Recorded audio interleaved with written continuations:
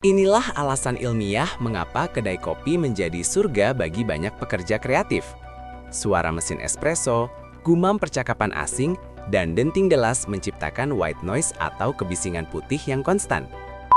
Fenomena ini disebut leaky sensory gating atau gerbang sensorik yang bocor. Bagi kelompok ini, suara orang mengunyah keripik atau mengetuk meja bukan sekedar suara latar. Otak yang mudah terdistraksi mungkin adalah warisan dari nenek moyang pemburu yang perlu memiliki kewaspadaan hyperfokus terhadap setiap gerak-gerik semak belukar untuk mendeteksi mangsa atau predator. Pernahkah Anda merasa bingung melihat teman Anda yang bisa menyelesaikan tesis sambil mendengarkan musik heavy metal dengan volume maksimal? Sementara Anda mungkin hanya mendengar suara klik pulpen dari meja sebelah saja, seluruh konsentrasi langsung buyar dan ide-ide di kepala berhamburan. Apakah teman Anda memiliki kekuatan super? Atau apakah Anda yang kurang disiplin? Jawabannya bukan keduanya. Fenomena ini adalah gerbang pembuka untuk memahami paradoks produktivitas terbesar dalam neuroscience modern. Ini bukan soal tekad, melainkan tentang arsitektur unik di dalam tempurung kepala kita. Selamat datang di dunia spektrum stimulasi neural. Selama bertahun-tahun, guru dan motivator produktivitas mengajarkan kita bahwa fokus sama dengan kesunyian, bahwa gangguan adalah musuh. Namun, sains terbaru membongkar mitos ini. Otak manusia bukanlah mesin yang seragam. Ia lebih mirip seperti instrumen musik yang membutuhkan penyetelan frekuensi yang berbeda-beda. Bagi sebagian orang, kesunyian adalah kanvas kosong yang sempurna. Tapi bagi yang lain, kesunyian adalah sebuah ruang hampa udara yang mencekik aktivitas neuron mereka. Mengapa perbedaan ini begitu ekstrim? Untuk memahaminya, kita harus berkenalan dengan penjaga pintu di otak Anda, talamus. Bayangkan talamus sebagai filter spam tercanggih di dunia atau bouncer di sebuah klub eksklusif. Tugas utamanya adalah menyaring jutaan informasi sensorik, suara AC, tekstur baju Anda, bau kopi, dan memutuskan mana yang cukup penting untuk dikirim ke korteks prefrontal, pusat berpikir kita.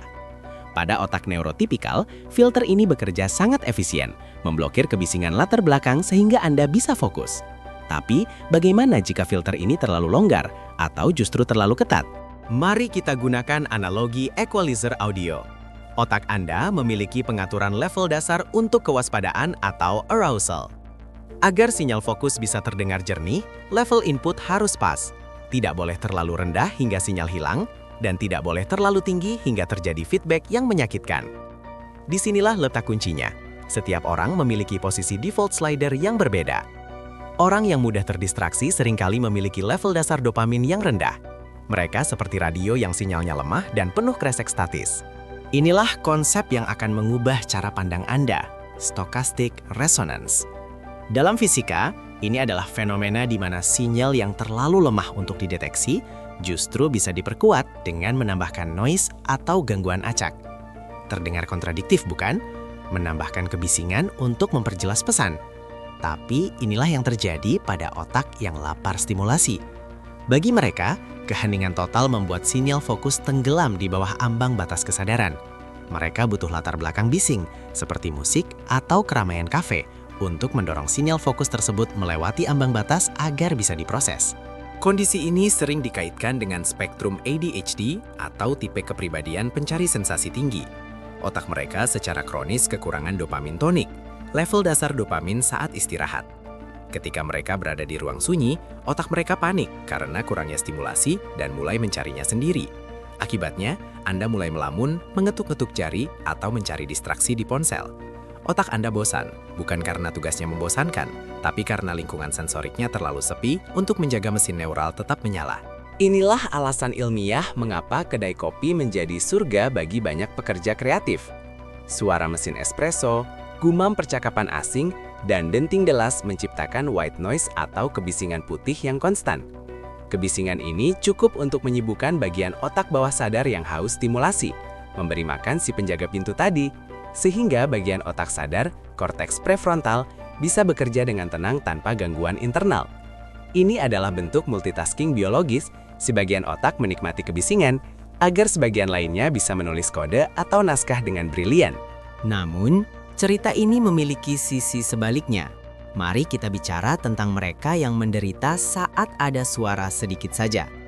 Bagi individu dengan ambang batas sensorik rendah, Seringkali mereka yang introvert atau sangat sensitif, HSP, mekanisme stochastic resonance tidak berlaku.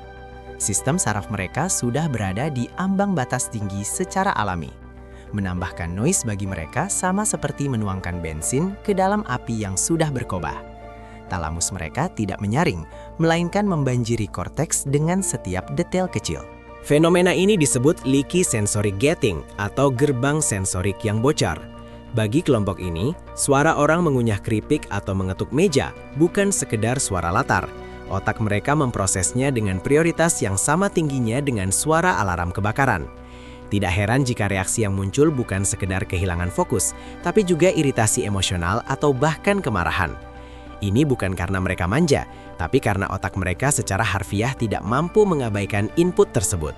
Apakah kita terjebak dengan setelan pabrik ini selamanya? Untungnya, tidak sepenuhnya. Berkat neuroplastisitas, otak memiliki kemampuan untuk beradaptasi, meskipun ada batasnya. Konsep habituasi menjelaskan bagaimana kita bisa terbiasa dengan suara kereta api jika kita tinggal di dekat rel selama bertahun-tahun. Namun, memaksakan otak hipersensitif untuk bekerja di kafe bising dengan harapan akan terbiasa, seringkali hanya berujung pada kelelahan kognitif atau burnout, karena energi mental habis hanya untuk memblokir gangguan tersebut. Jika Anda termasuk tipe pencari stimulasi, jenis noise apa yang terbaik? Riset menunjukkan bahwa musik dengan lirik adalah musuh terbesar bagi tugas verbal seperti menulis atau membaca, karena pusat bahasa di otak Anda akan terbelah dua. Sebaliknya, musik instrumental, soundtrack video game, atau lo-fi beats bekerja paling baik. Mengapa soundtrack game? Karena musik itu dirancang khusus oleh komposer untuk menjaga pemain tetap fokus dan termotivasi tanpa memecah konsentrasi, sebuah trik psikologis yang bisa Anda curi untuk pekerjaan Anda.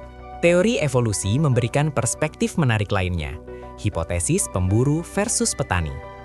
Otak yang mudah terdistraksi mungkin adalah warisan dari nenek moyang pemburu yang perlu memiliki kewaspadaan hyperfokus terhadap setiap gerak-gerik semak belukar untuk mendeteksi mangsa atau predator. Sementara otak yang mampu fokus mendalam dalam kesunyian mungkin berevolusi dari para petani yang membutuhkan ketekunan pada satu tugas repetitif. Di dunia korporat modern, kita sering memaksa si pemburu untuk duduk diam seperti si petani, dan itulah sumber konfliknya. Di era digital, kita tidak perlu lagi menebak-nebak. Teknologi seperti binaural beats memanfaatkan prinsip entrainment gelombang otak. Dengan memutar dua frekuensi berbeda di telinga kiri dan kanan, otak akan menciptakan frekuensi ketiga untuk menyeimbangkannya. Ini memungkinkan kita untuk secara artifisial menyetel otak ke mode alfa untuk rileks atau beta untuk fokus tajam.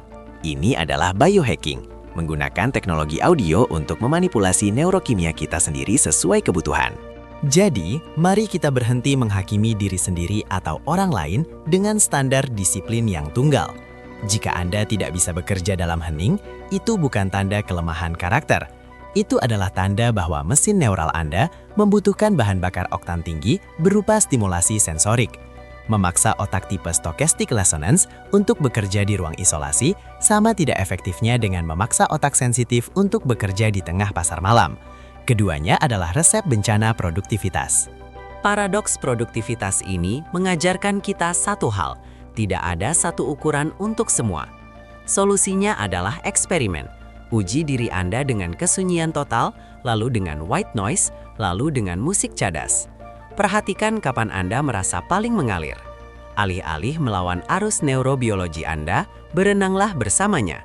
Karena pada akhirnya, produktivitas bukanlah tentang seberapa keras Anda memaksa diri, melainkan seberapa pintar Anda mengelola lingkungan agar sesuai dengan desain unik otak Anda.